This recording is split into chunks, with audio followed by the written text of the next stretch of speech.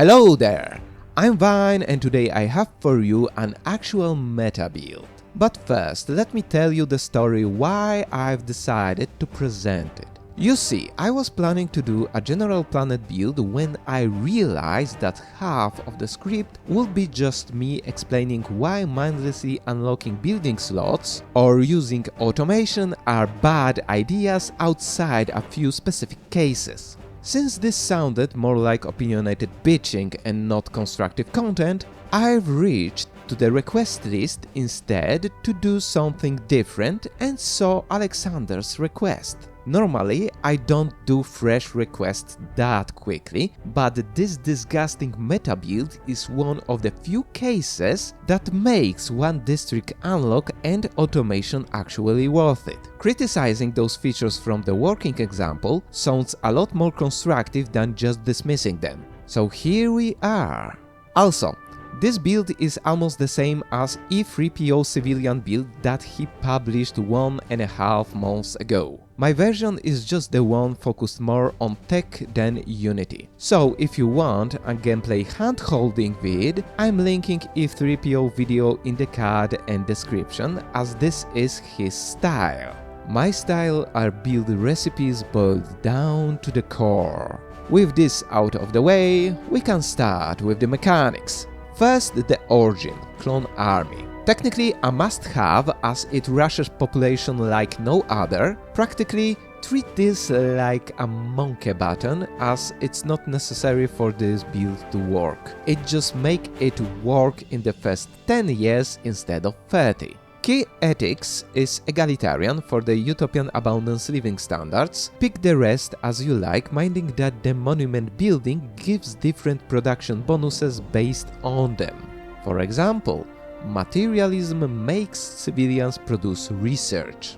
Now from civics. First is civil education for the state academy building. More on that later. Second is crowdsourcing, so we can produce research from factions. If you were paying attention, those are 4 alternative research incomes combined, and we need only 2 of these for this build to be meta. Yeah, don't play this on less than ×1 technology cost. As for the species, Sasha, you won this round. We cannot poke you with a fox because a Tutel portrait is a must-have for trait requirements. And those are Shelled for -75% pop housing usage. Turtles have access to this trait for obvious reasons. Second, and much more important, is seasonal dormancy for -75% unemployed pop upkeep, accessible to mammalians and reptilians. Now let's jump into the game and look at the options there.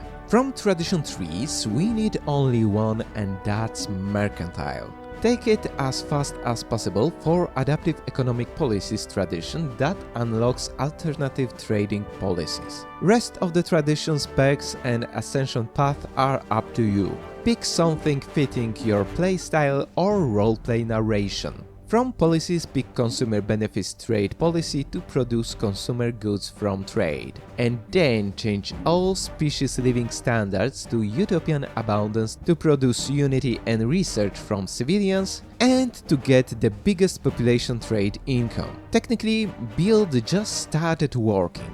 Practically, there are also 2 crucial buildings. First is the State Academy, which we already have on our capital, making the civilians produce more research. You can build up to 3 of these on the planet, but mind the consumer goods upkeep. Second, and first to actually build, is Autochthon monuments, so our civilians would also produce more unity. Done! This is the core of this build, and now all we have to do is to minimize jobs and keep pops mainly or even only as civilians in our empire. Here is where the district unlocks and automation comes to shine.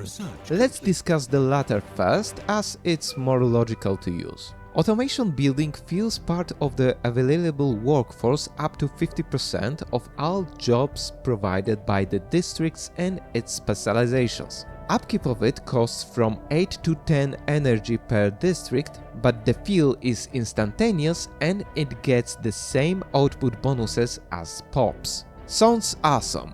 Where's the catch? Automation does not get job efficiency bonuses that POPs get. And job efficiency is a bonus that increases workforce itself, which means that output bonuses also multiply job efficiency bonus. So, when we have POPs to fill the workforce but use automation instead, we are losing a lot of potential income from two types of bonuses stacked on each other. Automation is suboptimal in most cases, beside the ones where you lack POPs to fill the jobs and need to use alternative means. Second, practice of unlocking all building slots by building only one resource district of each type on the planet. This strategy sounds good, but the building lists for resource districts are very limited and, if you look closer, full of mediocre or situational buildings that are barely worth their upkeep. Yes, that includes storm relief centers that are useful only when cosmic storm is raging in the system or on trade planets due to clerk jobs it still provides. That's useful but very situational. For normal empires, usage of both automation and building slots unlocking is just bad. But we just made an empire that wants to minimize POPs in the workforce in the most efficient way possible to keep all in the civilian strata.